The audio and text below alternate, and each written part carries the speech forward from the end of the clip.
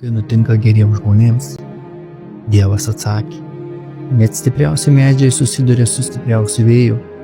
Kiekviena kova turi tikslą padaryti tave stipresniu.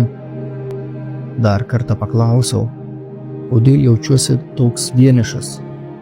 Dievas atsakė, vien dėl to, kad nematai saulės, dar nereiškia, kad jos nėra.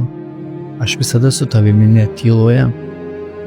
Su sunkia širdimi paklausiau Dievo, ar viskas kada nors pagerės? Dievas atsakė, taip, bet mano laiku, ne tavo laiku. Patikėk, audra praeis ir saulė vėl nušvies. Tada paklausiau, bet ką daryti, jei nesu pakankamai stiprus?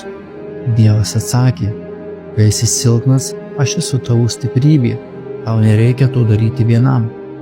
Ašaros užpildė mano akis, kai aš šnabždėjau, ar tu vis dar myli mane, net kai man nepasiseka? Ir Dievas švelniai atsakė, mano meilė tau niekada nepasikeitė ir niekada nepasikeis.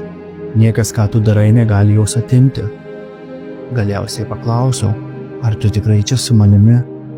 Dievas man patikino, aš niekada nepalikau tavęs, mano vaikė, ir niekada nepaliksiu.